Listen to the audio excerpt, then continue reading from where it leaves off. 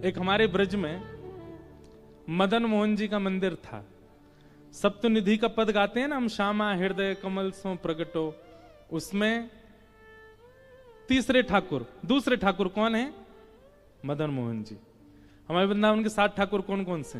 गोविंद देव, गोपीनाथ, मदन मोहन, राधा रमण, राधा वल्लभ, जुगल किशोर और श्री बांके बिहारी। ये 7 ठाकुर हैं वृंदावन के। सबसे पहले कौन है? गोविंद देव, जयपुर में। दूसरे गोपीनाथ, वो भी जयपुर में। तीसरे मदन मोहन, वो कहां है? करौली, राजस्थान में। ये सब मुगलों के बाद और कई कारणों से 4 ठाकुर हमारे ब्रज से बाहर गए। गोविंद देव, गोपीनाथ, मदन मोहन और आपके पन्ना में विराजमान जुगल किशोर। तो मदन मोहन जी के एक परम उपासक थे, उनका नाम था काले खां। क्या नाम था? काले खां। मुस्लिम थे। बड़ी अच्छी कथा उनकी। काले खां के विषय में वर्णन आता है कि काले खां जो थे वो करौली राजस्थान में रहते थे और वो मंदिर नहीं जाते थे, केवल घर चलाने के लिए काम ढूंढा था उन्होंने। और उनको काम क्या मिला था? झाड़ू लगाने का। मंदिर में झाड़ू लगाते थे, मंदिर में नित्य झाड़ू लगाते। और कभी दर्शन करते नहीं थे मदन मोहन जी का, बस उनका काम था बाहर की पूरी सफाई साफ सुथरी कर देना, आदि आदि ऐसा काम। एक दिन राजभोग आरती हो रही थी मदन मोहन जी की, और काले खां ऐसे झाड़ू लगा करके और बस झाड़ू रख करके जा रहे थे, और राजभोग आरती की भीड़ लगी थी। तो काले खां के मन में आज पता नहीं क्या आया, उसने कही इतने सालों से मैं यहां पे झाड़ू लगा रहा हूं, एक बार देखूं तो सही है मंदिर का देवता है कैसा।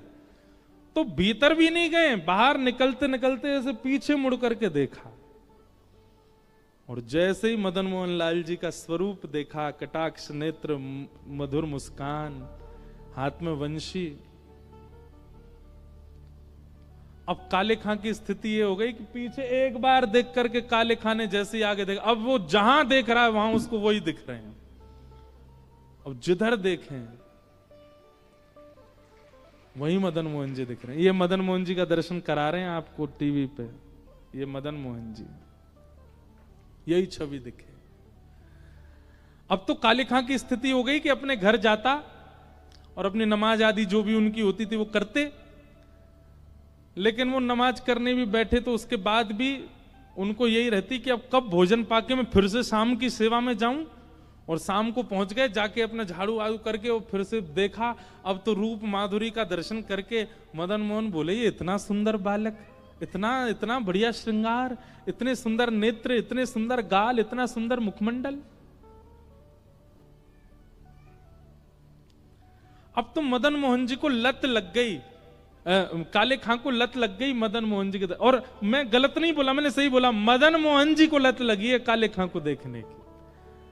भैया अगर हम जब दर्शन करते हैं हम तो 2-2 घंटा देखते रहते हैं तो भी हमको कोई फर्क नहीं पड़ता, पर एक छवि देखते ही चित्त वृत्ति अपने वश में ना हो तो समझ जाना आपने नहीं, ठाकुर जी ने आपको देखा है, ठाकुर जी की दृष्टि आप पे पड़ी। हमारे शैलेंद्र जी बता रहे थे कि महाराज जी बिहारी जी में कभी गया नहीं, वृंदावन से हमारा कोई दूर दूर तक संपर्क नहीं, पर देखते ही मेरे नेत्रों से आंसू नहीं रुक रहे हैं। आपको मान तो नहीं होना चाहिए इस बात का, अभिमान भी ना हो, भगवान करे कभी, पर आपने नहीं, बिहारी जी आपको देख रहे थे, इसीलिए आपके नेत्र सजल थे। उनकी दृष्टि पड़ जाए तो फिर किसी काम के रह थोड़ी जाते हैं।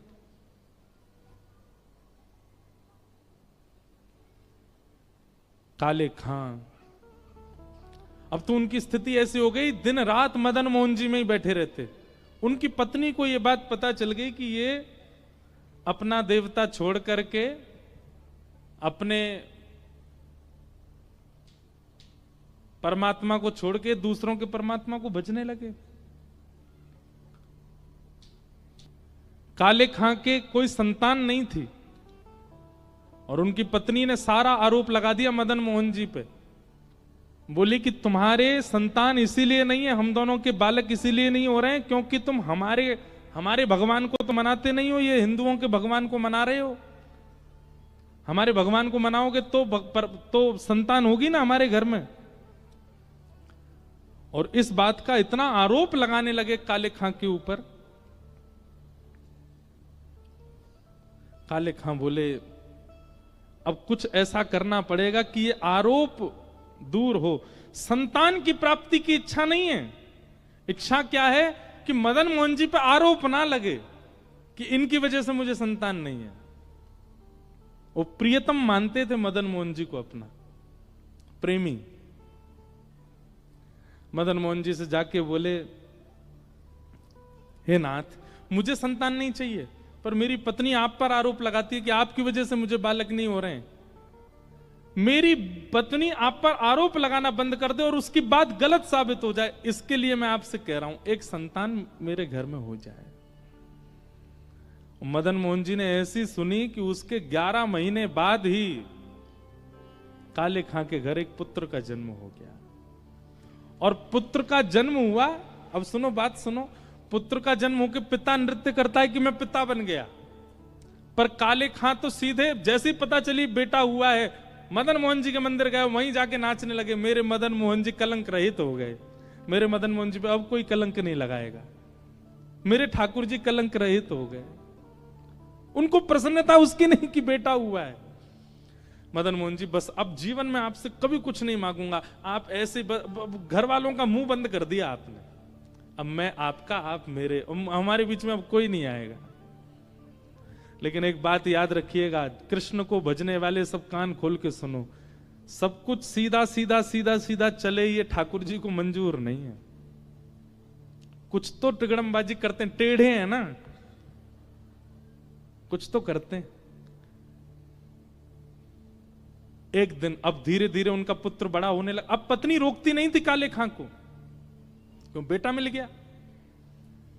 एक दिन बेटा थोड़ा बड़ा हो गया, जमुना किनारे खेल रहा था और एक काले सर्प ने बेटे को डस दिया।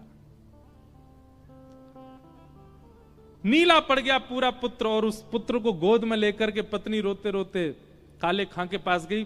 काले खां मंदिर में बाहर झाड़ू लगा रहे थे, वहीं बैठे रहते थे, चिंतन करते थे मदन मोहन जी का। हमारे पुत्र को सर्प ने काट लिया, चिल्लाती हुई आई, जल्दी करो, वैद्य के पास ले चलो, किसी फकीर के पास, उसको झाड़ा लगवाना पड़ेगा, इसका विष उतरवाना है।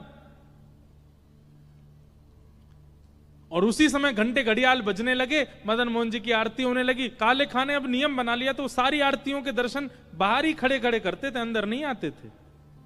कहीं कोई कुछ कह ना दे, कोई कुछ कहता नहीं था, पर फिर भी उनको था कि मुझे कहीं कष्ट ना हो जाए कि कोई मुझे टोक दे, तुम क्यों आ गए, इसलिए बाहर जी दर्शन करते थे। यहां पत्नी मृतक पुत्र को हाथ में लेके खड़ी है कि जल्दी किसी वैद्य के पास ले चलो, और यहां मदन मोहन जी के घंटे घड़ियाल बजने लगे, आरती हो रही थी। तुरंत उत्साह में खड़ा हो गया और खड़े होकर के मृतक पुत्र को देखने के बाद भी पलट गया और मदन मोहन जी की आरती करने लगा। दूर से बोले, आहा मेरे लाला, कितने सुंदर लग रहे हो, कितने प्यारे लग रहे हो। पत्नी ने जब ये दृश्य देखा, अपने मृतक पुत्र को वहीं रख दिया और अपने पति से लड़ने लगी। बोले कि तुम किस नरक में जाओगे, कि क्या गति होगी तुम्हारी। तुम अपने परमात्मा को छोड़ दूसरों के परमात्मा को भजते हो, और वो भी इस स्थिति में, तुम्हारा बालक मरा पड़ा है सामने।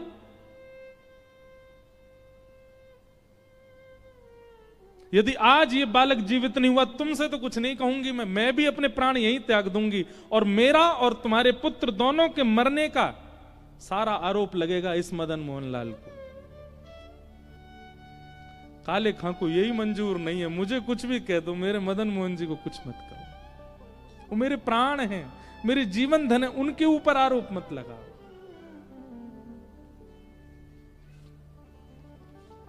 मदन मोहन जी की आरती चल रही है और पत्नी यहां पर अपने प्राण त्यागने की बात कर रही है।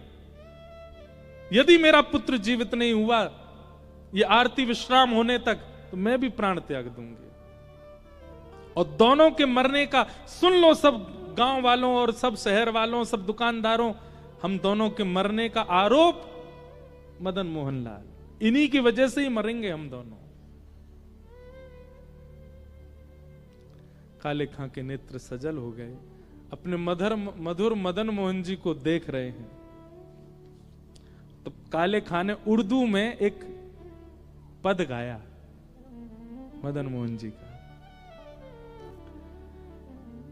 कि मुसफ़्फ़क सफीक रफीक दिल दोस्त मेरे, ठाकुर जी से कह रहे हैं, मेरी नजदीकी हकीकी ख्याल कीजिए, मेहरबान कदरदान आला तू जहान बीच, मुझसे गरीबों का गुनाह माफ कीजिए, काले बेकरार खड़ा तेरे दरबार बीच, नंद के कुमार जरा गौर अब कीजिए, हिंदुओं के नाथ तो हमारा कोई दावा नहीं। अंतिम पंक्ति इतनी सुंदर है, अगर आप हिंदुओं के भगवान हो केवल, तो मेरी पत्नी भी मर जाए, बेटा भी मर जाए, मैं भी मर जाऊं, लेकिन मैंने विश्व को आपको जगन्नाथ कहते हुए सुना है। हो जगत के नाथ तो हमारी खैर लीजिए। जैसे ये बात कही, हिंदुओं के नाथ तो हमारा कोई दावा नहीं, पर जगत के हो नाथ तो हमारी सुध लीजिए। अगर आप जगन्नाथ हैं तो जगत में तो मैं भी आता हूं। मैं हिंदू नहीं हूं पर जगत में तो हूं, और आप तो जगन्नाथ हो। काले खां ने, हजारों की तादाद में भीड़ खड़ी हो गई थी, नीला पड़ा है पुत्र और पत्नी प्राण त्यागने को तैयार खड़ी है।